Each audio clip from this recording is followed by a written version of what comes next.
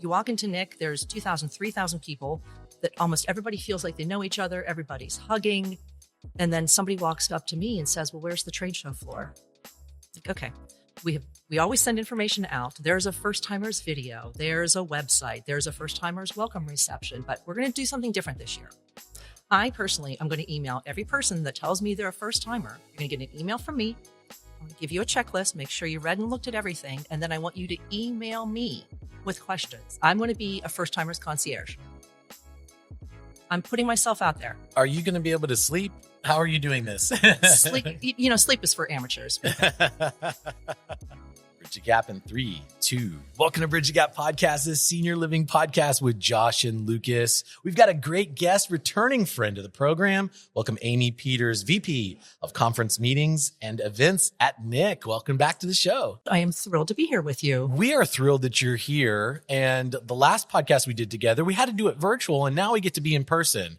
And it's great, so great to meet you. And by the way, you did an amazing job at the last conference. You really had you gave us a lot of promises, and y'all really delivered in Austin, Texas. It worked out really well. You got your barbecue. I got my barbecue. Oh, yeah. I got my tacos. I was a happy camper. Oh, it was a wonderful event, a great town, a great venue. So I echo that. It was a wonderful time. Well, and Josh, we're not here to talk about Austin. We're here to talk about, which is my home state. Now we're going to your home state. That's right.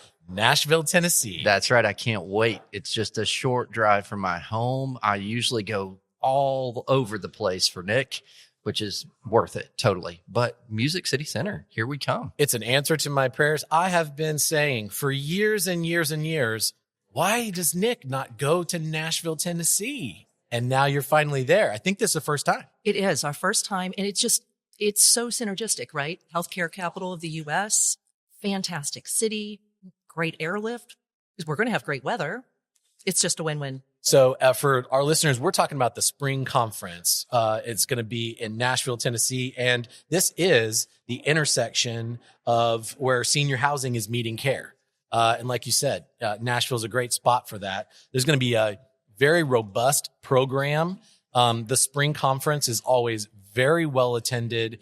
NIC does an amazing job with the curriculum and the meetings and the venue. So Amy, give us a little bit of a deep dive here on some of these topics. We're going to go over, affordability, regulatory environment, and labor. Start us off with a place that you think it's good for our listeners, kind of starting point. Let's talk about affordability. Sure. Let's tee that up right now. We are facing unprecedented growth, unprecedented demand. How are we going to meet it? What are our options? So we have got a session on Tuesday titled Residential Care Reimagined, the Rise of Small Homes. We're so excited to be giving this topic a main stage session.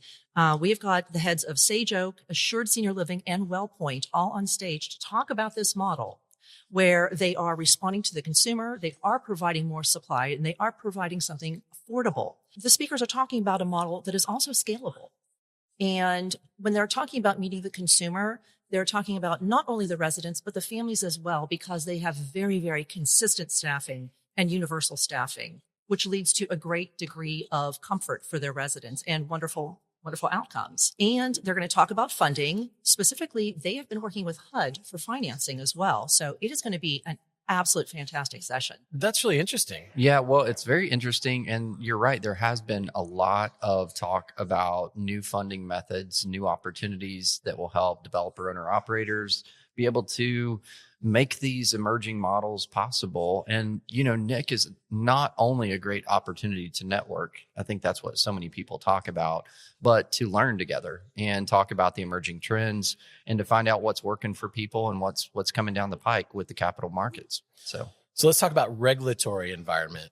What does NIC have on deck for us there? Well, we have got 5 for-profit and not-for-profit state association leaders coming to talk with us.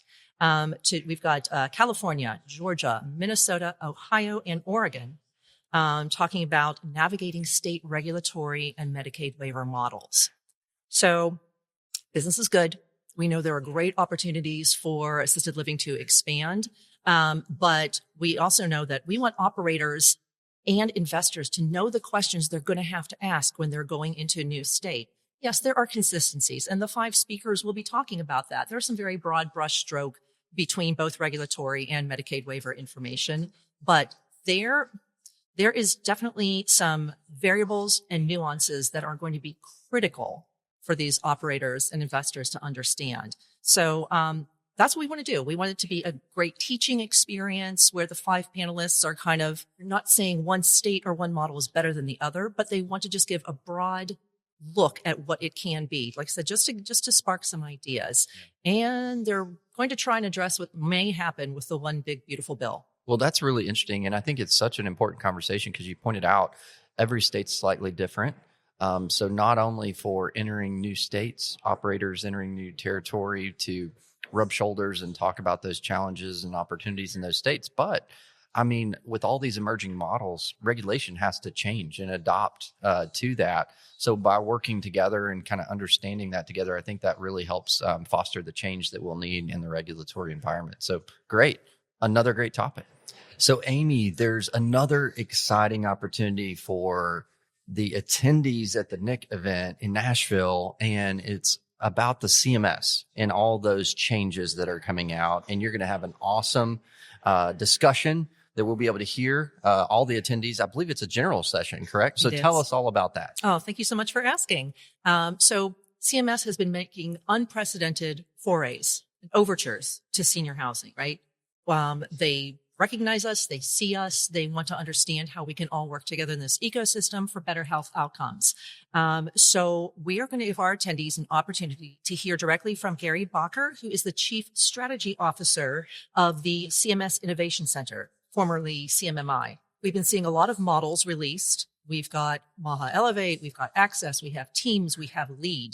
And listen, they're great, they're fascinating, but it's one thing to read a press release or see a nice little summary that Nick puts out, but it's another thing entirely to hear it directly from him to talk about what this impact can be and how we can work together. Well, that's a very, very unique opportunity in of itself and worth the value of admission just for that alone. So how do you think that our industry is going to respond to that? With curiosity, I think, with healthy curiosity, because there's a lot that still hasn't been defined.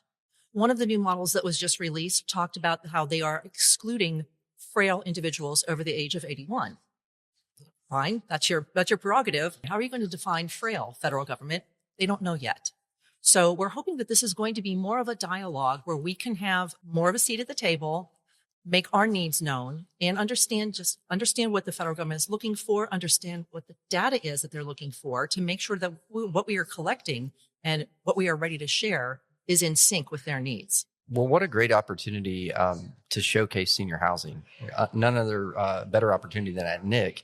And I'm so thankful that they're actually asking the questions and they're leaning in to our industry on the way to 2030 and this huge demographic. And I think it shows that they see senior housing as a great solution and a great opportunity to help our aging population. So just another opportunity at NIC, Lucas. Yeah. And another big topic, as the senior housing industry is really, the momentum has shifted and it's very optimistic. And there's always going to be a fight for good talent. We need good caregivers. You might even call that the labor force. What does NIC have on deck for us there? Glad you asked. We recognize that staffing, recruiting, and retaining top talent at that local level is critical, right? It's the lifeblood to doing what we do well. So we're going to have a breakout session titled Incentivizing and Retaining Your Property Level Leaders. And we are going to have 2 CEOs from NHC, from National Healthcare Corporation, and from Hawthorne Senior Living talking about what they are doing very successfully. And this is not just recruit and burn out and replace, right? That's not a model that's sustainable. So they want to talk about these proven models that are ownership structure aligned. We want compensation designs that property level leaders buy into because they have got a vested interest in outcomes. So we're talking about strengthening culture. We're talking about building a more resilient workforce, but we're also talking about better resident outcomes and better financial performance. Well, so with all of those, there's always so much packed into NIC, and it's so good for our listeners to kind of know so they can begin to plan. But what are some other nuance this year that you're packing into the event that people maybe haven't heard about yet? Well, we do have our usual great networking opportunities. that's always there. We've got wonderful receptions. We got wonderful niche groups that are meeting, our women's networking. We have first timers networking. Actually, gentlemen, can I talk first timers for a moment? Yeah. We would actually love to talk about that because we were just talking about even at the events we've been to recently, it seems like so many new emerging faces, and that's great growth for our industry. So what do you have there? Right. We are specifically recruiting a lot of first timers, and the feedback we have gotten on our post-conference surveys have been, gosh, it's great. It's completely overwhelming. And I get it, right? You walk into NIC, there's 2,000, 3,000 people that almost everybody feels like they know each other. Everybody's hugging. And then somebody walks up to me and says, well, where's the trade show floor? Like, okay, we always send information out. There's a first timers video. There's a website. There's a first timers welcome reception, but we're going to do something different this year. I personally, I'm going to email every person that tells me they're a first timer. You're going to get an email from me. I'm going to give you a checklist, make sure you read and looked at everything. And then I want you to email me with questions. I'm going to be a first timers concierge. Wow. I'm putting myself out there. Wow. Are you going to be able to sleep? How are you doing this? Sleep is for amateurs. Well, that's huge. That's really, really big. And I know, I have to think back many, many years. I've been attending NIC 15 plus years. I don't know how many years you've been attending. A lot. More. Yeah. At least 20. Yeah, 20 years. And I do remember how overwhelming it was to attend that first time. And so having a resource like that for such a prestigious organization, an event like the Spring NIC is going to be huge. Yeah, we just want to give people that opportunity to prepare in advance, because I think that's probably what trips up most of our first timers is they kind of show up and say, how can I meet with so-and-so? I'm like, oh, I'm sorry. Their schedule booked a month ago. Right. So now we're going to give them a much longer on-ramp and they're going to be far more successful. Yeah. Well, it's a huge investment. I remember as a young, I really appreciated my mentor that brought me into the business, kind of showed me the ropes at NIC and made what he said was an investment, because there's a huge value proposition to attending NIC. And I learned something every year. Lucas and I have talked about this a lot. And it's been such an awesome opportunity to be partnered with you guys and be able to share the stories and the operators that are there. I would like to know too, like you guys also have a big impact on, I think, not only first time attendees, but people that are looking to a new career or their first career. We've actually had people on our podcast that are in partnership and they're working with NIC and they come and they're students from universities. Can you talk a little bit about that, how you guys partner there? Yeah, absolutely. We've got a great university scholar program. As a matter of fact, I just made sure that my alma mater was added to the list because it wasn't already on there. Also great. It's a sponsored event and these students get to attend for free.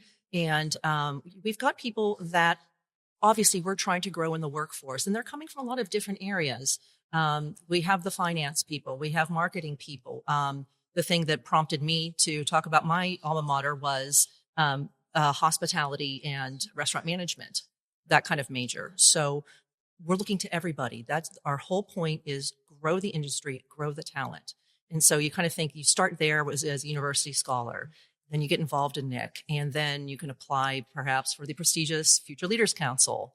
And we're trying to make sure that there are growth opportunities at every stage. Well, it's been encouraging to me. About once a year, I get the opportunity to talk to one or two universities, their senior classes.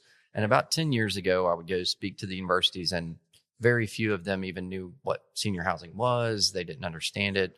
And then now, the current, I'll go and talk, and people are actually talking about it. So I think whatever we're doing as an industry is starting to work. And people are realizing that no matter what skill set they have or what passion they're chasing, what they're being educated in, there's probably an application to that in our industry. So what a great opportunity you guys are providing to NIC for that as well. Lucas, I'm excited. This is just around the corner. It is. It's coming up quick. And you know what? It was very interesting.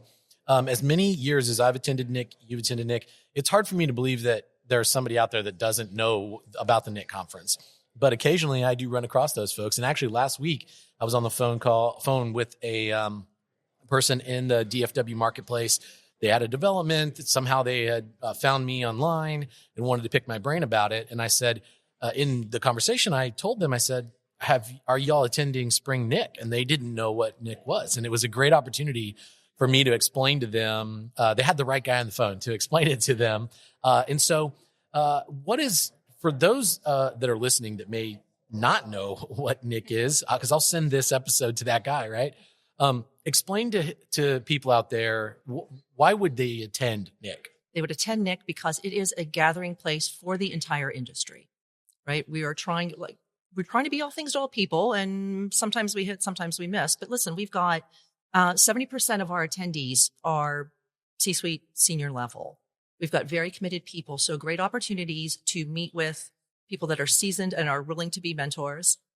And it is a mixture of people who want to get education, that want to make new contacts, that want to get in touch with old contacts. So that's really our goal, is we're trying to always look to that mission of the conference. As a matter of fact, it's something we survey every single time. That's our gap analysis of these things that you say you are here for. How important were they? How did we do in fulfilling that need? So that's kind of our bright star. So yeah, I mean, and obviously we always are looking for more women to be attending. We're hovering around 22-25%. So we're always hoping to get just that little bit more. We've got an incredible women's networking gathering planned.